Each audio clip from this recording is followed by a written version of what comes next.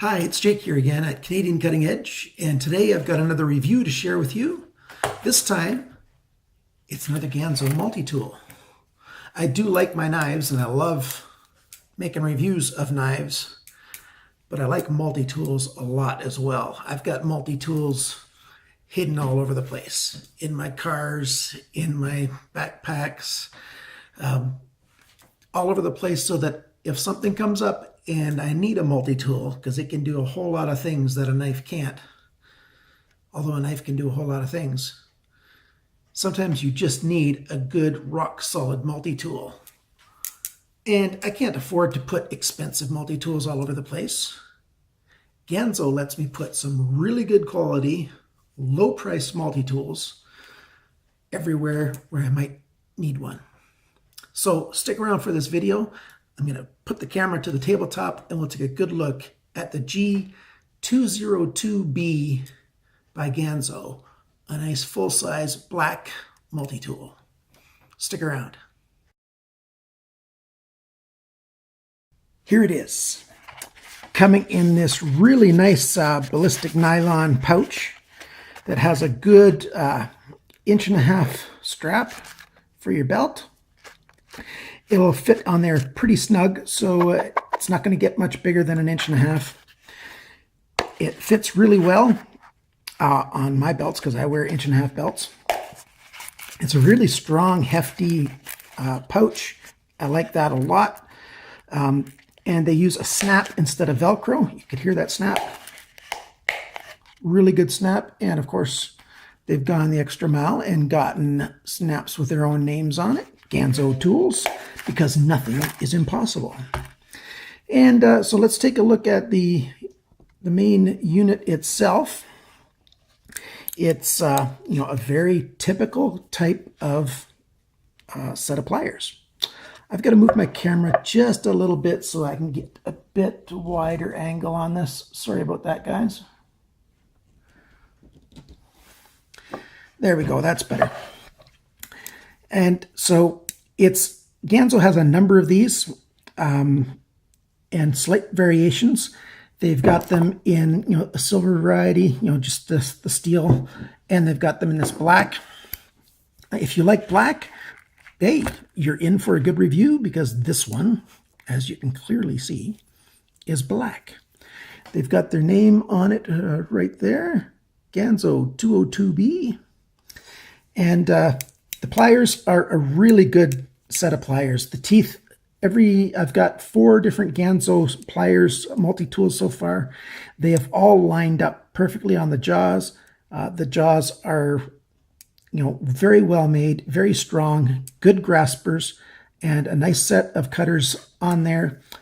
Some of the higher end models have replaceable cutters. Oh, come on, focus. Some of the higher end models have replaceable cutters. This one does not. At first glance, it looks like these tools, the screws, if you need to adjust it and take this apart or whatever, looks like you need a 4-point pin multi-tool, but you don't. There's a Torx head screw opening on all of the screws that come apart. So you just need a nice set of Torx screwdrivers, and you can take this thing apart and do any maintenance if that ever comes up. It's got a spring here so that it keeps the blade, the unit, returning to the open stage, which is good. I really dislike having to put my pinky behind tools and having to use them this way to open them up. That's much better. All 4 of the units that I've received have always had extra oil coming out of the pivot right there, so they've lubed them very well at the factory, and that oil keeps coming out for, well, the one that I've had 3 months.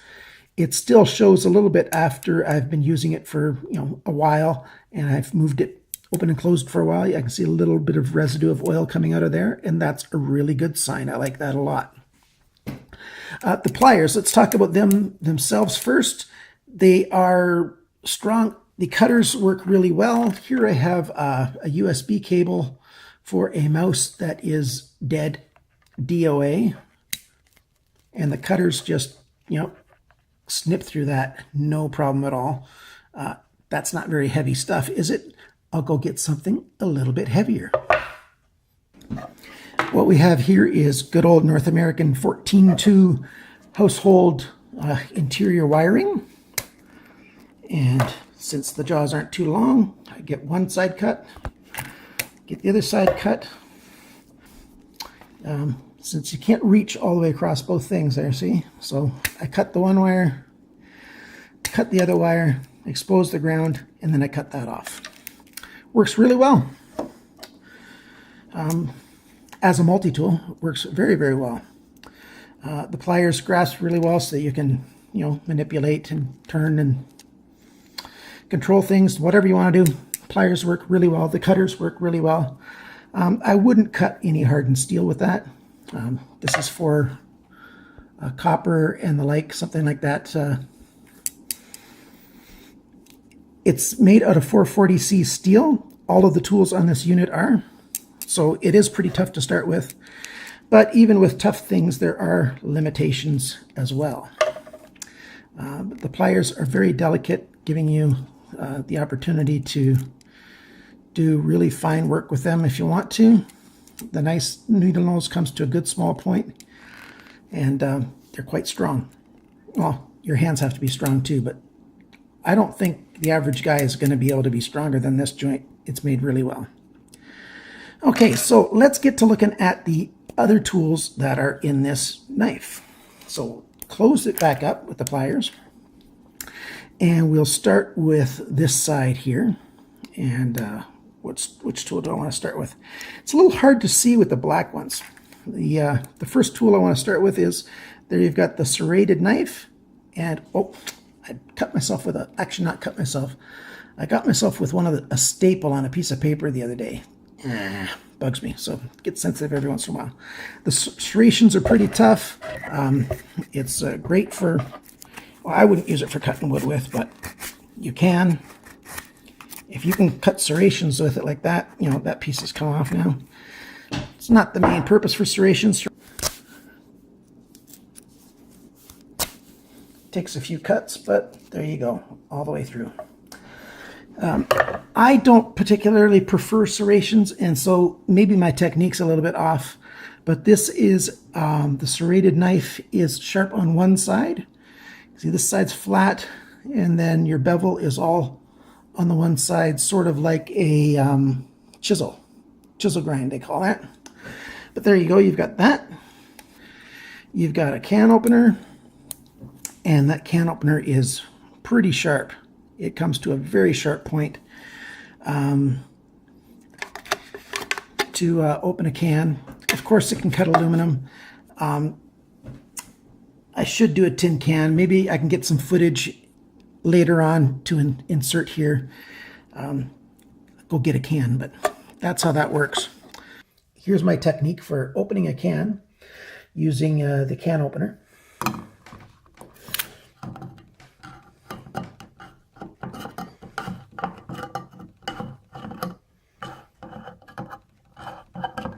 I need to show you this. This is funny. I used this fancy, good home can opener.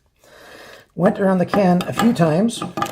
So what I was saying was, I went around the can opener with this can opener a few times. It just wasn't coming off. I don't know why. Couldn't get it to position just right. So when the can opener that costs a lot of money costs more than this whole multi-tool, well, right around the same price, I can go back to this multi-tool and just finish the job. You've got this Vnotch over here, which I really don't know what the purpose is for that. How would you use that, this Vnotch here? Those of you who know tools like this better than I do, let me know in the description below what that Vnotch is for. What we have here on this tool is a very fine flat screwdriver. You can also use that for doing fine prying, whatever you need, and that's all that's in there. And lastly, on that side is the set of scissors. And so here we've got a set of scissors. not sure how well you can see it on the black. With my hand behind it, that's a bit better. You've got that spring there, and then the scissor gets pulled back into the open position from that spring, and you use that to cut, and it's pretty good. You can cut through paper, of course, but as you can see, it's better than just for cutting paper. You can cut through plastics, you know, almost just about anything that you could normally cut with a scissor about this size. Again, since this steel is 440C, and they've sharpened it the way a scissor should be, and you can see all that oil on there again, it's still on there. It'll keep leaking out there for a while after using it. When you're done using it, you close it this way, and then you fold it back. And that's the 4 tools on that side. This other side starts off with a bull-nosed blade, very slight curve to that. Yeah, it's pretty good for a nice cutting edge. We've got just over 2 inches of, let's do it that way, got just over 2 inches of cutting edge there. And let's close up the blade. I'm going to wait for that other part. Let's skip over that to this. We've got an awl, and it's got a sewing needle hole on it. And so the awl is pretty strong and pretty sharp. You can use it to dig a hole in, certainly in leather, and that all works quite well. The last thing on this side is the other tool. Oh, got it out. Is this saw. Look at those fine teeth on there. See if I can use it too.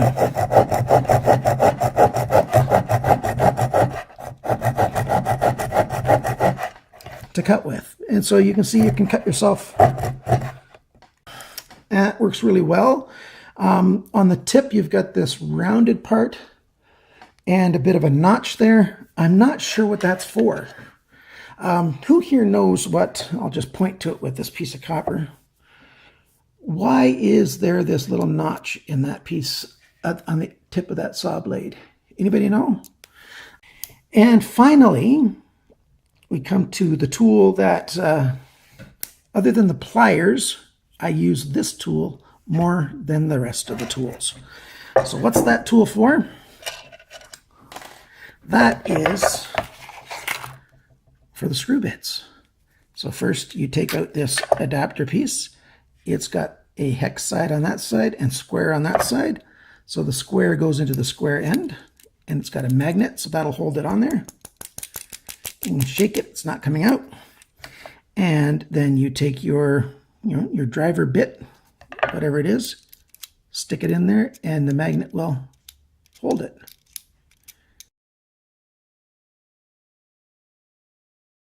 This whole unit here is $20 US online.